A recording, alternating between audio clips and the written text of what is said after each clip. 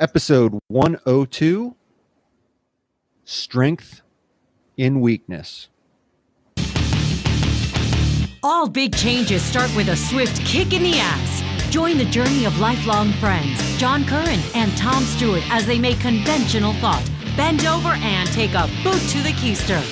Warning, listeners may notice a force equal to or greater than needed to get your ass moving. A swift kick in the ass. Living life on your terms. Welcome to another episode of A Swift Kick in the Ass. This is your host, John Curran, joined by my lifetime childhood friend, Tom Stewart. Hey, how you doing, everyone? I hope they're doing well. This is a strange time in our world, and we're back at it. And today we're talking about vulnerability. And is it a strength? Is it a weakness? Or is there strength through weakness? You know, they say a man is strong enough to cry is a strong man. You know, crying and showing your emotion is not a weakness, but some might say that that makes you vulnerable. And in Tom's, yeah, play 70s music. Here's a station for you, 70s folk on Amazon Music. Alexa, play 70s rock. Here's a station for you, 70s rock on Amazon Music. Hey, John. yeah.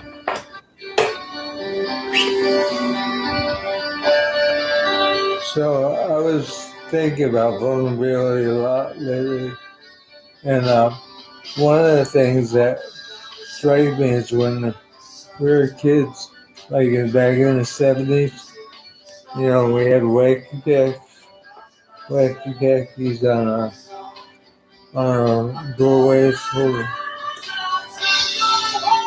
Alexa, shut off. Yeah, I think that the background music actually made us vulnerable to not being able to hear. Yeah. But yeah, back in the 70s, you know, I was a little kid, as you were. Yep. Back with the wacky packy stickers on my door, and the Slurpees, the Marble Slurpee cups. You remember those? The what's up? Marble. Marlboro? Marble. Yeah. Like Marvel comics. Oh yeah, the Marvel comics. Yep. Yeah. In fact, I had there was a big Spider-Man card that was cardboard, and he was swinging with a Slurpee cup in his hand. And Oh yeah. My sister's boyfriend, Mike, stole it when they were done with it and gave it to me, and I had it hanging in my room. Yeah, I remember that. I remember that. So back in the 70s, Tommy's sister, Sandy, had a boyfriend by the name of Mike who worked at a 7-Eleven, at the neighborhood 7-Eleven. And for those of you who aren't familiar with 7-Eleven, they're a convenience store. And back when we were growing up, that was the hangout place for us. They had video games, they had comic books, they had Slurpees, you know, which were the icy drinks, and as well as, you know, beef jerky and Coca-Cola and, you know, just it was the place to be. And Tommy and I had the inside connection because we knew the guy that worked there. And he didn't mind us hanging around, and we'd sit there and just spend the whole afternoon. You remember he would let us bring our cups in. Yeah. And throw the Slurpees for free. Because he said it's really the cup that they charge the money for. Yeah, so it wasn't, you know, I think the statute of limitations is probably gone on that, so we won't get him in trouble, and we won't mention any last names. But yeah, that was our childhood a lot, spending time in the 7-Eleven, kind of hanging out with the neighborhood kids, you know, reading comic books and playing video games, which were really new at that time.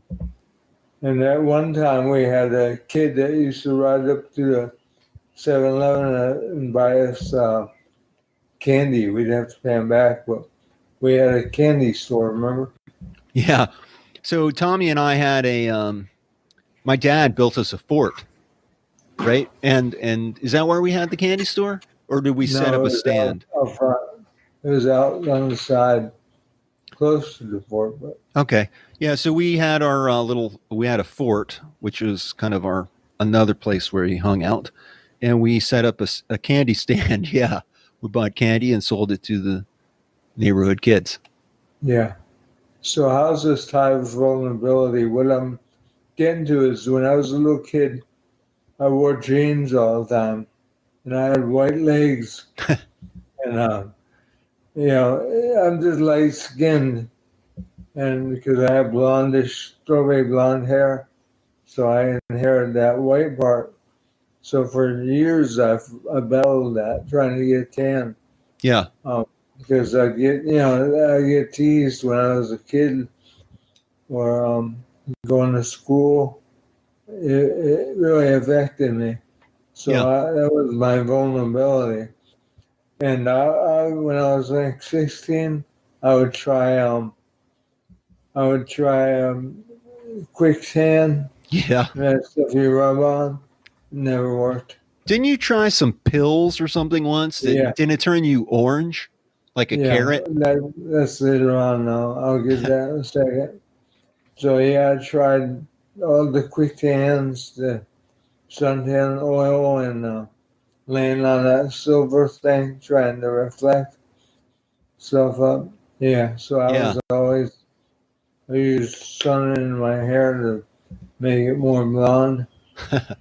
You use it so much that you can't even see all the hair that he has. Tom really has a mane of hair.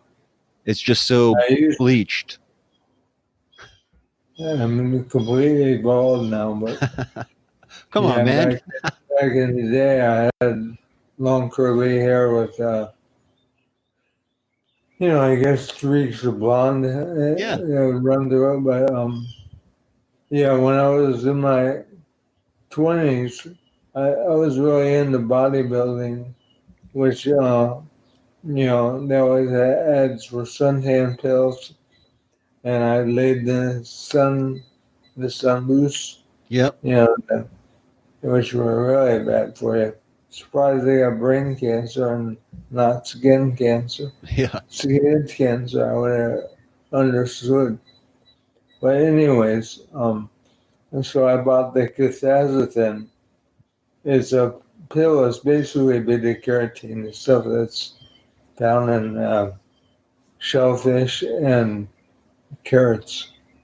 So me and my friend Benito, we both took them and said, hey, it's making it a little bit, it's affecting a little bit of color, but so we overdosed on them.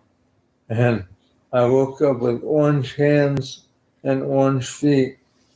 I had kind of a nice glow on the body, but my hands and feet, it looked like I had chicken sauce all over my hand.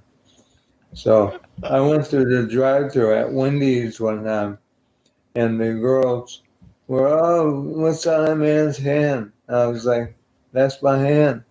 And she was like, oh, Lord, you gotta come over here and look at this man's hands. They're orange. And when I first got on the radio, I was doing a remote at Miami Wings, which is just like Hooters. Yeah.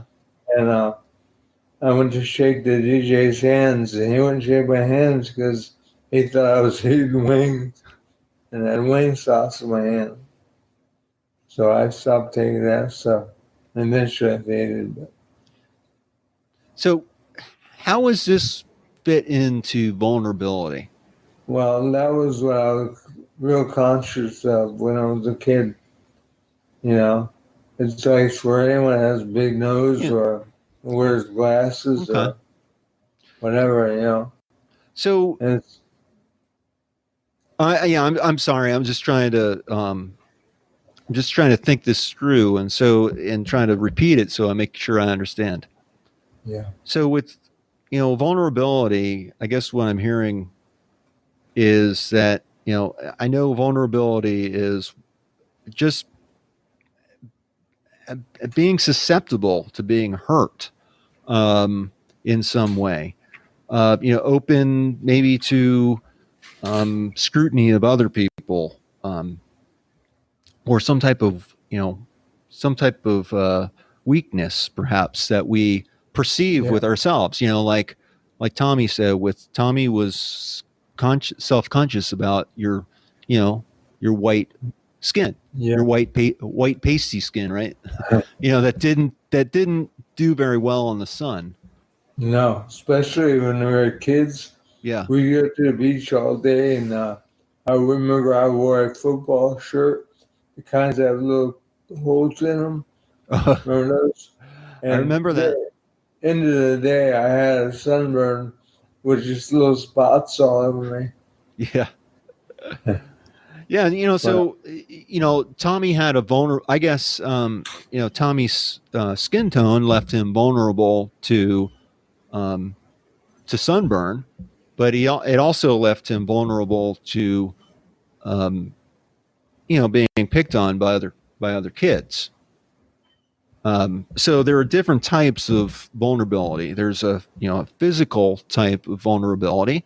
That's just like we mentioned with the skin, vulnerable to sunburn.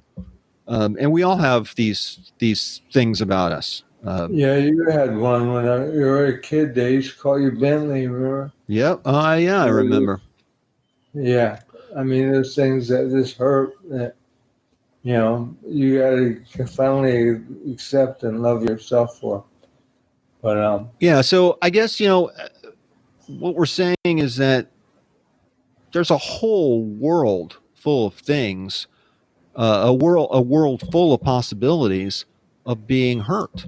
Um, can we ever be invulnerable? Completely. well, I think you start building that armor. And I'm guilty of this. When I was 14, I started doing martial arts. I did taekwondo and karate. And when I was 16, I found Wing Chun Kung Fu. And I did that for many years. And I think you build up this bravado Mhm. around yourself.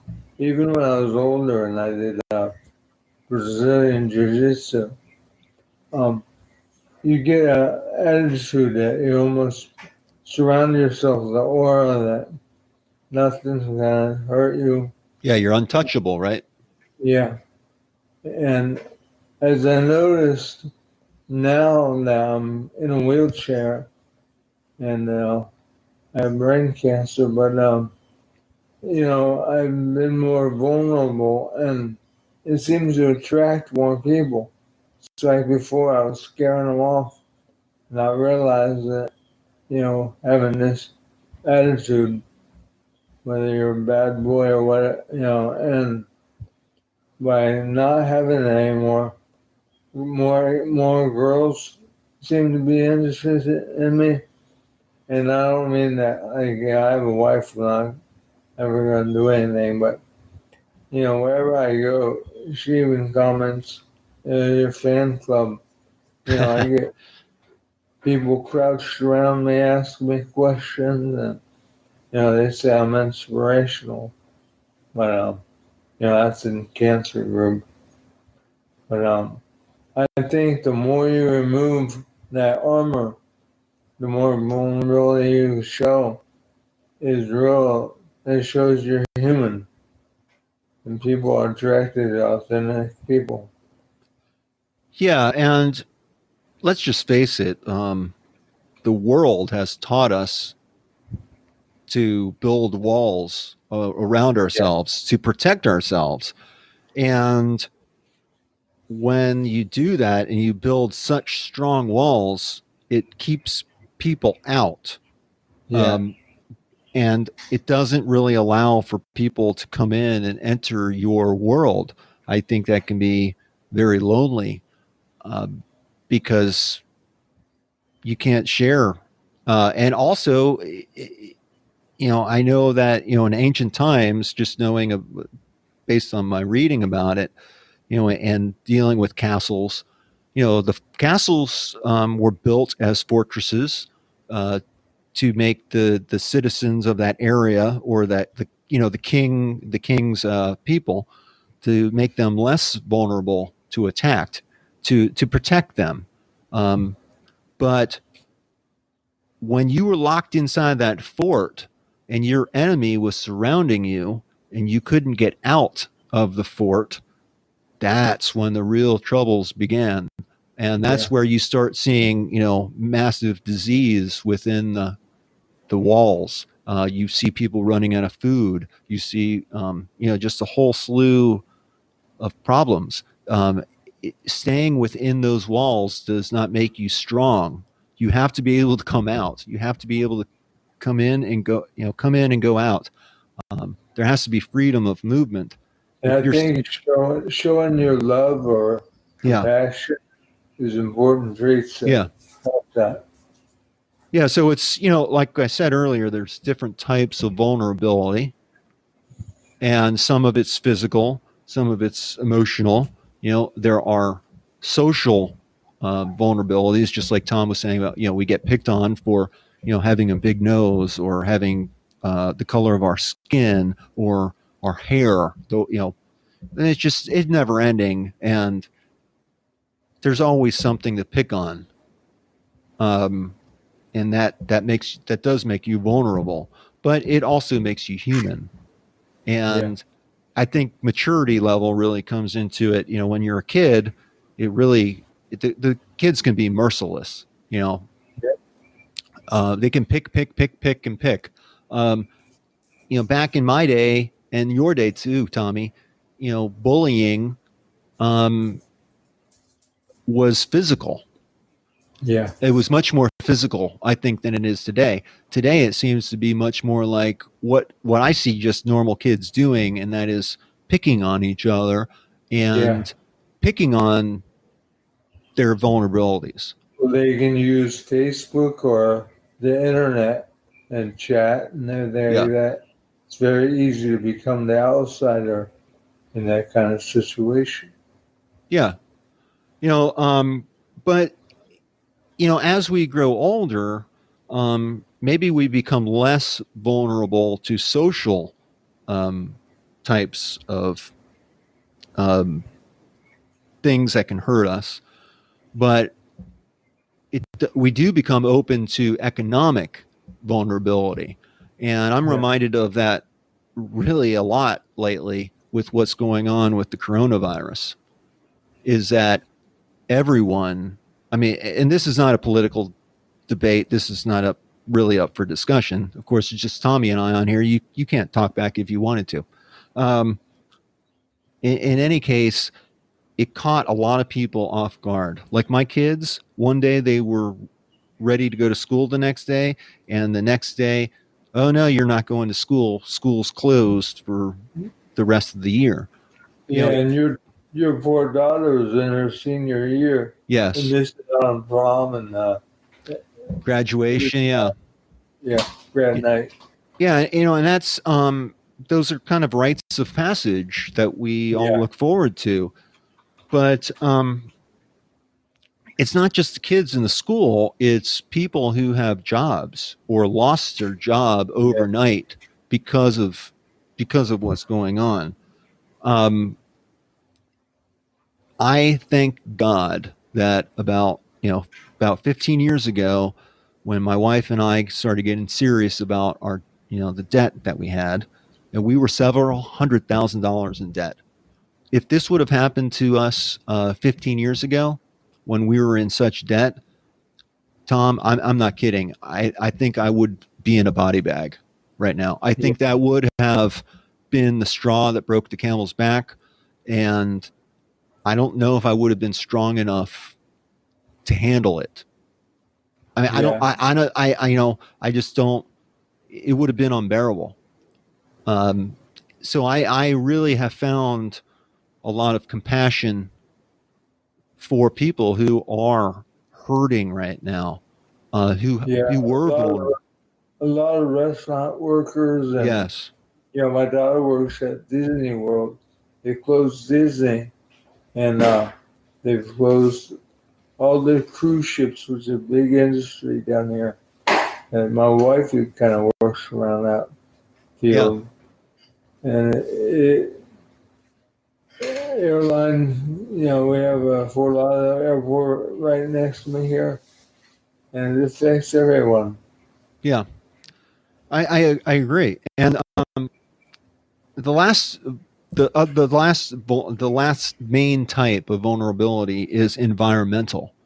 And right now we have exposed a huge environmental vulnerability, and that's with a novel virus that we have not seen before, and transferred to humans. It's been around.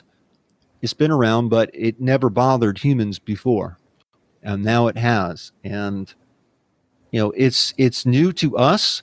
But if you look back through history, just about 100 years ago, we had Spanish influenza that was very bad. In the Middle Ages, we had the Black Plague.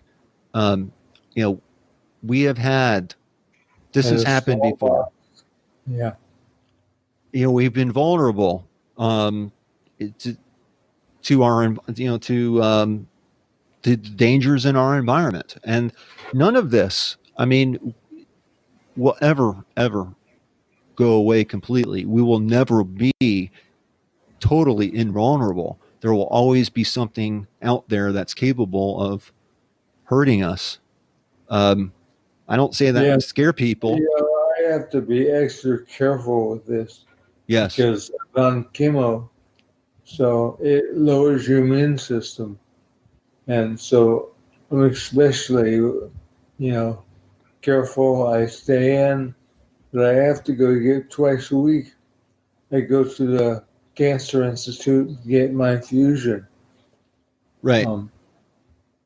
And so I have to be careful. I wear a mask, I wear a glove, but I wash my hands incessantly with my hand.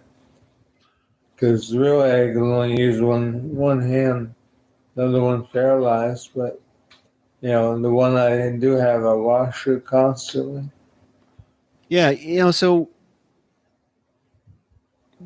we all have a life to live, and I think that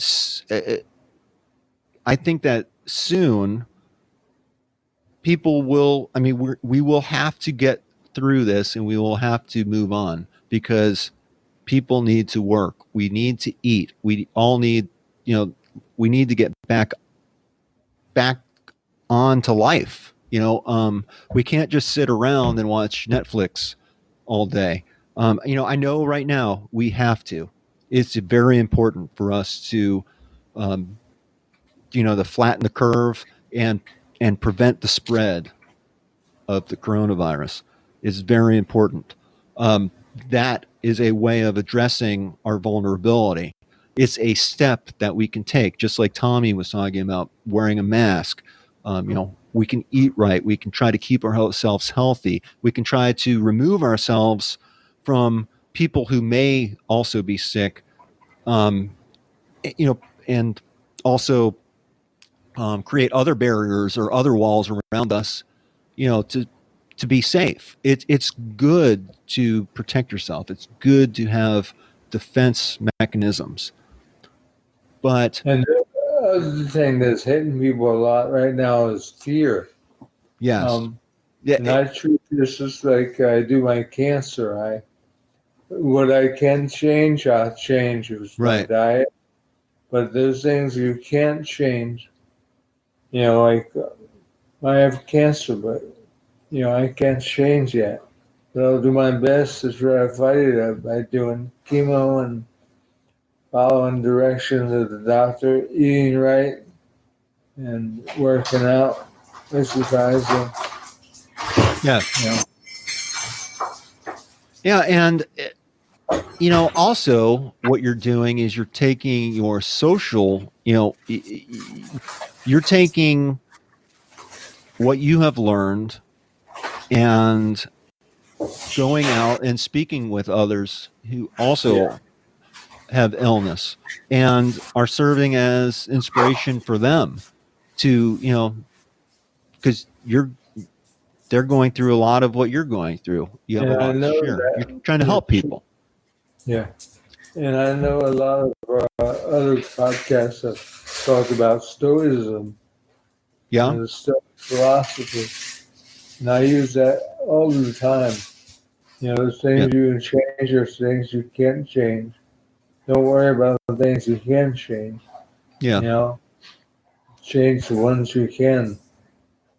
So, for those of you who are not that familiar with Stoic philosophy, you might, if you're a fan of the show, you've heard us mention this time and time again. But Stoic philosophy is really about being real. It's not about pretense. It's not about being. It's not about ego. It's about being real and taking the emotion out of life. And fear is a negative emotion.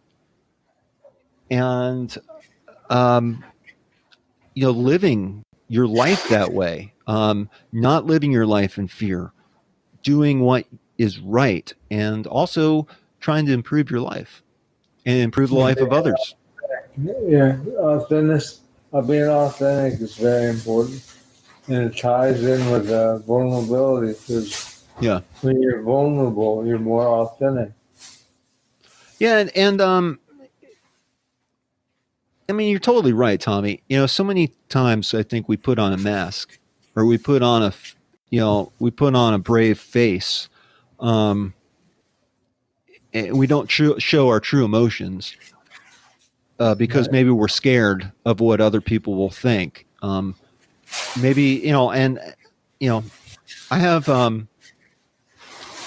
I spent 15 years in Atlanta, and there is a huge gay population in Atlanta. And even being from South Florida, I did not have many gay friends. I really didn't know any gay people that I was aware of until college, and then I started realizing, after I started meeting people who were gay and getting to know them, some of that fear that I had about something I knew really nothing about,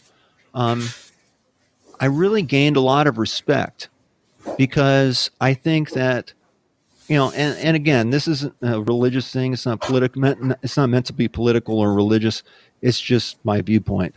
But we are who we are, and oftentimes we try to hide who we are.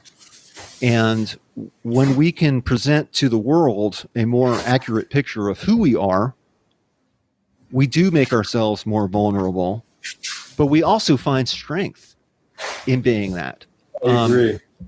It's you know what? If someone's gay, I really could care less. No. I judge a person for who they are. And maybe they're gay and I don't like them. Maybe they're gay and I do like them.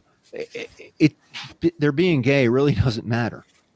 It's who they are as a person. They're straight people that I don't like. It has nothing to do with sexuality. I could care less. It depends on who you are. And it maybe and as we said earlier, there are countless things that people can pick on. We're all different, and there's strength in being different. The world would be boring if we were all the same. And I think that is a point for, if you were gay and come out, as your strength, but you're showing your vulnerability to be accepted. Yeah. And I think that too with mixed race couples. Yeah. I think that society is very it has been very much against mixed race couples, and for me that was never really my thing. I never fell in love. I never really had a lot of feelings in that way. So for me, that wasn't for me. But I think with society putting so much pressure against it, I think it makes for a stronger relationship if they can survive that pressure. I went through that. You hear comments, hey, it's jungle fever, and well, that's one lady I remember. This old lady, she goes, "That was one in every crowd," and it's not fair. Yeah, it isn't. And again, everyone's entitled to your opinion, to their own opinion. I'm not asking you to feel the way I do. If you have blinders on or feel a certain way, hey, so be it. We're just, we're just kind of pointing this out to prove our point about vulnerability and about how we are all vulnerable. I don't care who you are, rich, poor, black, white, straight, gay, however you define yourself or how others define you, whatever labels you have attached to you, healthy, sick, boy, girl, man, woman, um, alternate gender. I honestly don't get that, but that's another story. It all just makes us vulnerable, and how we live with that vulnerability and how we address it in our own lives can really determine how much you live on your terms. Yes. When I was younger, I was in a group, kind of like a support group, and there was people there that came from all over and all different, colors, and there was a transvestite in there, and I felt really bad after he told his stories, the things that happened to him, and made me a little bit more feeling towards that. Yeah.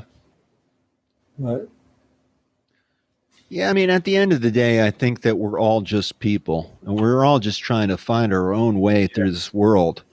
Our podcast is about living on your terms, and the terms that we face in our life are just these things that make our life truly unique to us. It's our condition. It's the conditions and the terms of our life that we have to live with.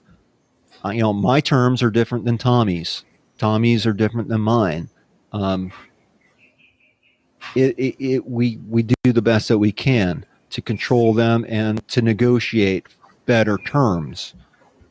And recognizing your vulnerability can either make you stronger or, it can make you weaker. I guess not recognizing your vulnerability. I guess just address just how you deal with vulnerability, your own vulnerabilities have a very strong impact on how the world views you and how you view the world.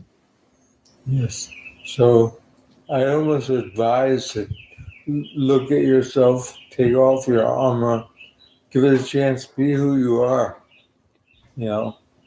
Get in touch with your feelings, and you might be surprised. You might get more out of that than shielding up and putting armor on. And as I said, I always tried between bodybuilding and martial arts. The air that I rejected was probably working against me. I didn't realize that until I was older. Actually, I didn't realize that until I was sick. And, so you gotta let that go and be vulnerable, be human, be compassionate. You're right. Yeah, John, I also want to touch on, since we've talked about it in other episodes, I do have brain cancer, and I've been fighting for a long time. I think it's been 2 years plus right now, and I actually had some good news yesterday. I got an MRI a couple days ago, and yesterday I was going to get my results. And usually, my wife comes with me, and we were both scared. Obviously, I tried all those tricks about meditating, and you know, so Just trying to I stay would look, calm. Is that it? see alternatives. Yeah, I look at other patients, other cancer patients, and how they react, and you know. So I went in and I got my MRI, got my results, and they were good. For the first time, my tumors actually started shrinking from the chemo and shoved stable, which allowed me to stay in. I'm inside a trial with new medicine, and obviously, when you get the MRI, if it's not the medicine's not working, they don't want to keep it there. I would be off my program, but I'm on this program that the medicine is very you know low toxicity. It doesn't make me sick. I don't throw up. I don't doesn't kill my immune system. My labs come back like Captain America.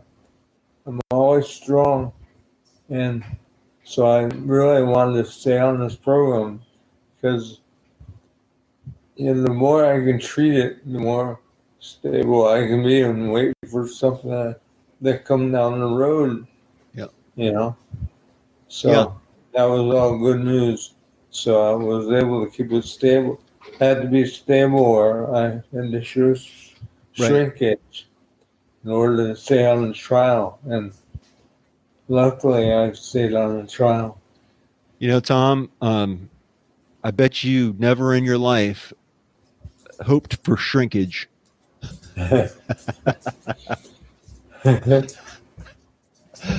It's funny how life changes. Yeah. Rearrange your priorities. Yeah. John was asking me that. He wondered because I'm paralyzed on half my body. But I said, that's the worst, man. Nothing wrong there. Because you would think, even half of my throat is paralyzed. So when I eat food, I cough a lot. In fact, the nurse came in yesterday, said, are you okay? Because I was eating a tuna sandwich. I ate some potato chips and they got stuck in the back of my throat. So I started coughing a lot. And I can't even cough naturally. I could try to cough right now. It'd be like, ooh, I can't do it. But if I actually get something in my throat, I cough it back. The left side of my throat is paralyzed. Yeah. And so, you would think my left nut might be paralyzed. But evidently it works fine. I'll take your word for it, bud. I'm happy for you. Yeah. I'm glad. Yeah, a good friend can only ask questions like that. Something so personal. And I'm really, really glad. Yeah, because John asked me a couple weeks ago, and he was curious. So, Tom, you getting any? I'm married for it's going to be 25 years. Hopefully, we everything works out, and we can have our 25th wedding anniversary. We're gonna have a big celebration. Yeah. Probably over 100 people. And we already figured out we're going to have it at the park. The park I used to run at every day. Oh, yeah. I used to do the stairs. Yeah. It's a beautiful park, and it's reasonable. So I have some friends that are in the catering at Paella. Oh, I'm there, buddy. Paella. I love paella. I love it. It's rice and chicken and all kinds of vegetables. You know, spices. when I was young, my dad bartered with a Spanish restaurant to make paella, and you had to call days in advance to make the reservation. So because it takes time to prepare it, everything is prepared separately, and then it's all mixed together. So every bite that you take has a different taste to it, and it's filled with, I mean, shrimp and scallops and chicken and sausage, chorizo, and it just, I mean, there's a whole lot of different ways I think of making it, but it's absolutely delicious.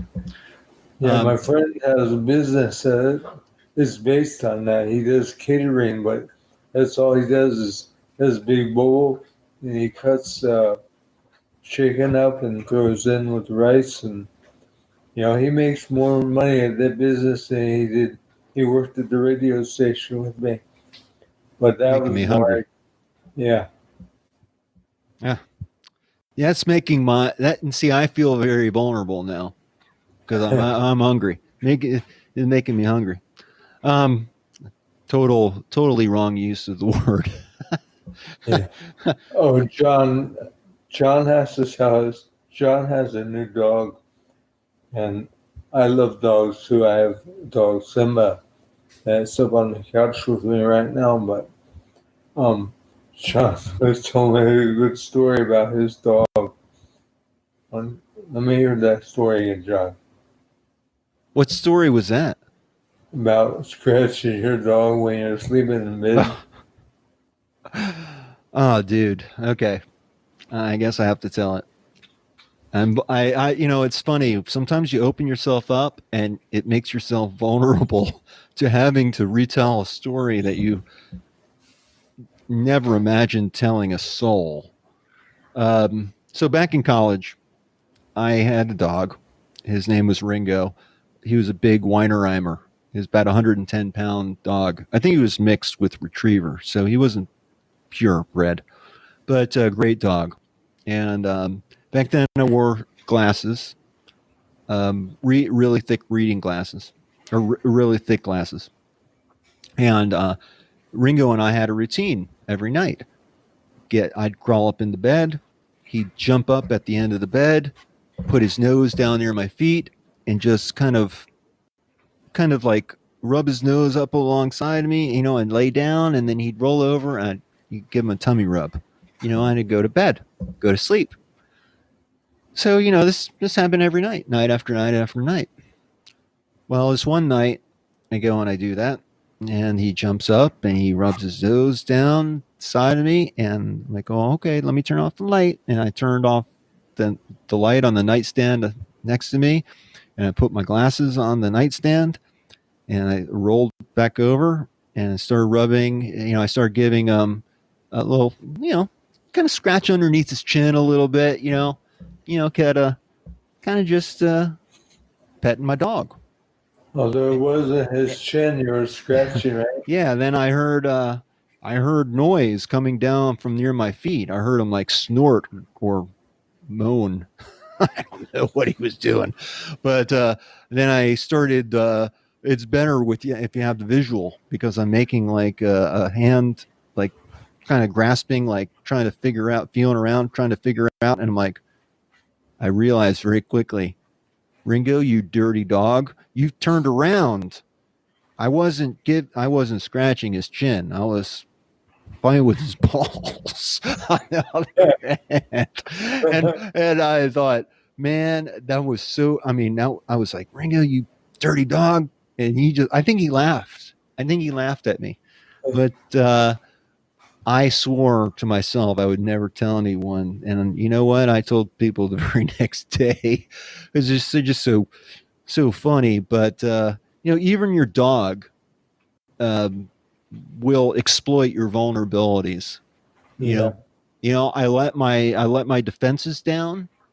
I trusted that he would stay in place, and he must have had itchy balls, and maybe that's the maybe After you scratched him, yeah, he was all right. I had to scratch him for him. And Yeah, what? my dog Simba, he's famous for sharding. He'll leave a wet spot on Oh, this is going nowhere fast, dude.